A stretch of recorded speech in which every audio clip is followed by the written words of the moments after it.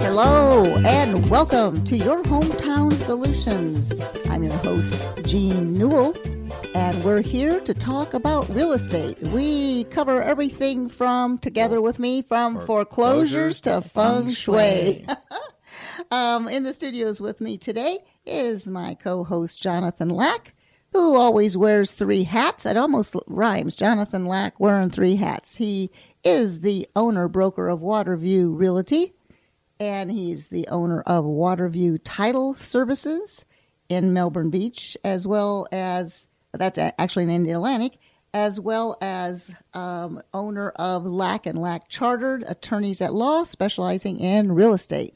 Well, thanks Did for I say having that me. correctly, Yeah, everything? Good enough. Yes, Good enough? You got it covered. Well, and yeah. I want to wish you and everybody a Happy New Year. Well, thank you. And everyone out there, we hope that you were safe over the weekend and you will continue to be listening to our show, because we have some great advice coming up if you're going to be in the market for shopping for a new home, whether it's nationwide or here in Florida.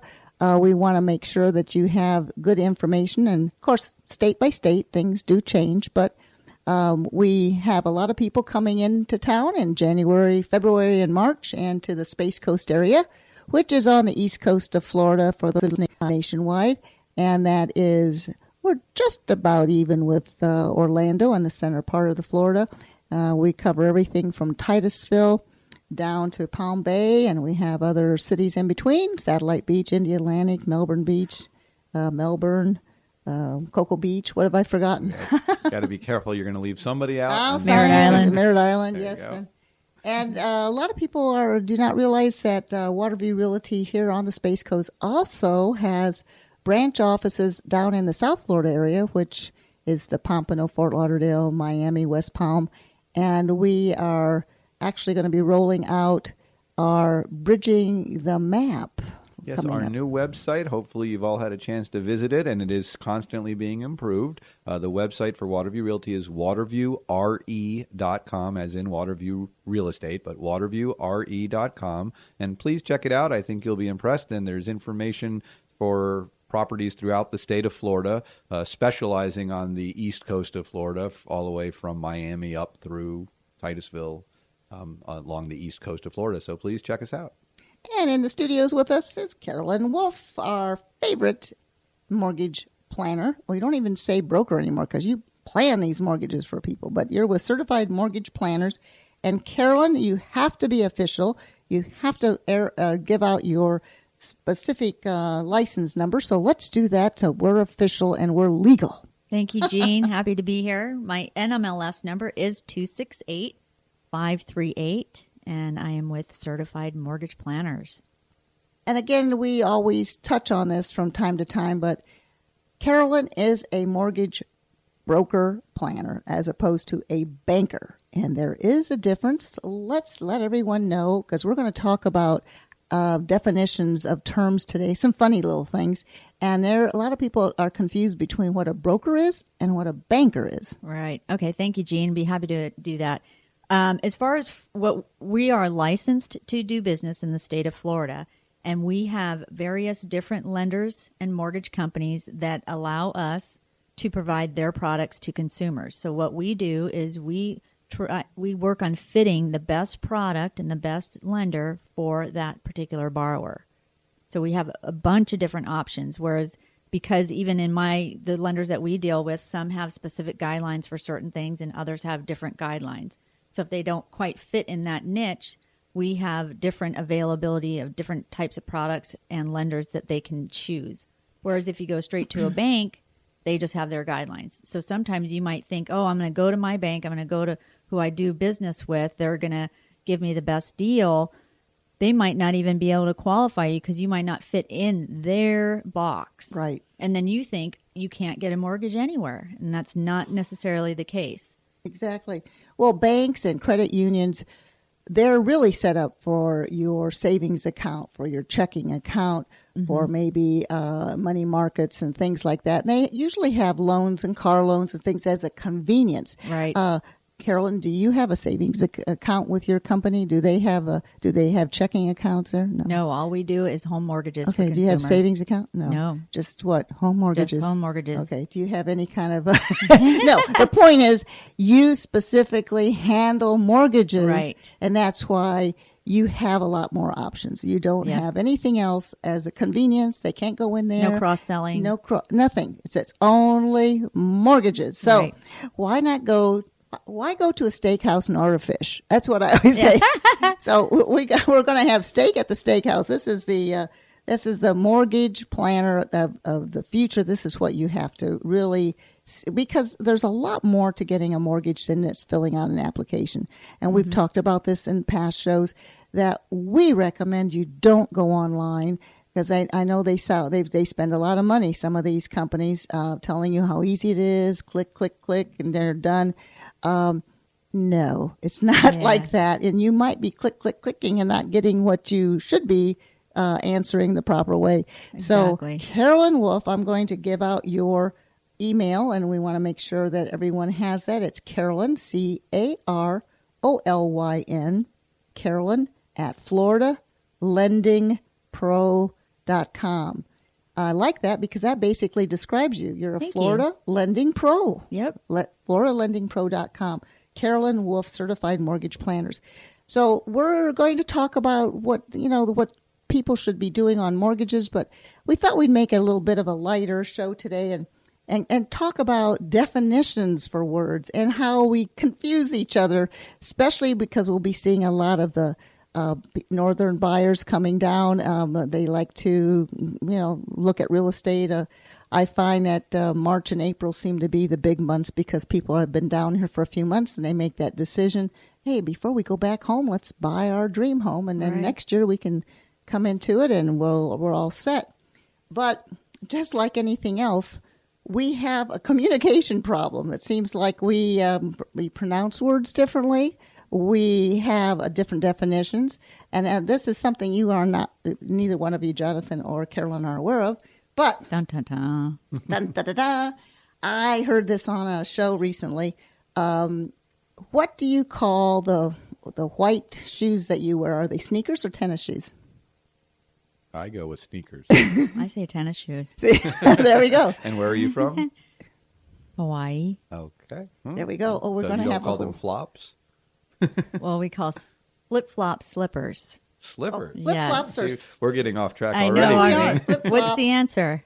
Well, there's no really correct answer. We're just- Clearly, so sneakers. I want to know who's right. Flip-flops, we used to call them in South Florida Zories. Yes, I've heard of the Zories too. in Hawaii. Zories, and then there's another word for them. I know my soccer playing friends and children and such call them slides, which I guess are different than flip flops because They're the ones you they're see. the Oh, ones they you don't have slide the- your feet into instead Right. of your toe goes between. Right.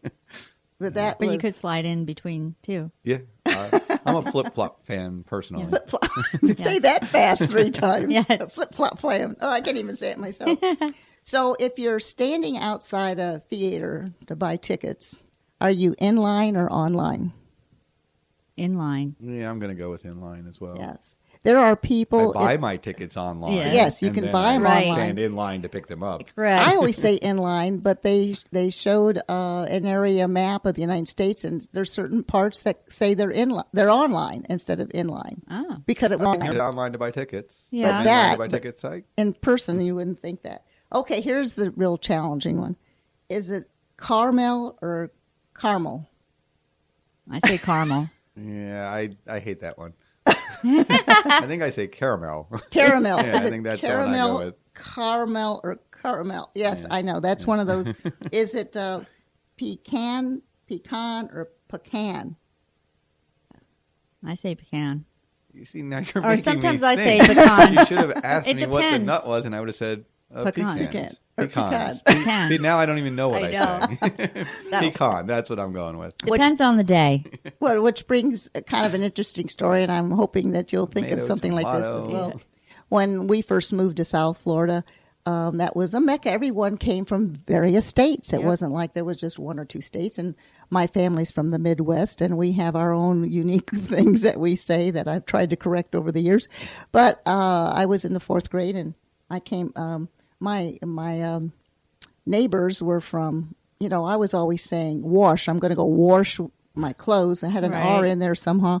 And my mother always said crick for creek. And so my friends in the back were from Georgia, and they were always fixing to go off. That was their favorite expression. But my fourth grade teacher was from Alabama, so we were making ceramics.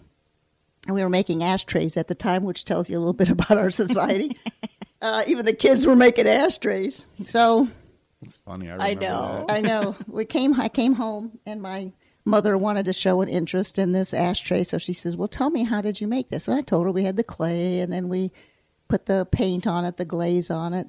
And then my Alabama teacher was telling us the next step. So she says, then what did you do with it? My mother says, and I said, well, we put it in the oven and we fired it. She goes, you did what to it? I said, we fired it. She goes, how do you spell that? I said, I don't know. But my Alabama teacher was firing things, not firing things. So it's funny how you pick things up when you're in school, and that's the way you say it the rest of your life. So yeah.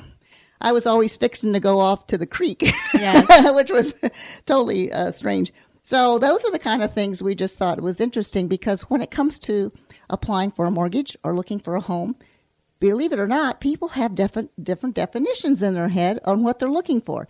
So it takes myself and Jonathan and the other professionals in real estate to try to figure out what they're talking about. Right. I used to have a seminar called How to Unlock Your Customer's Secret Language, and it was all about figuring out what their definition for. So for an example, Carolyn, what's a duplex?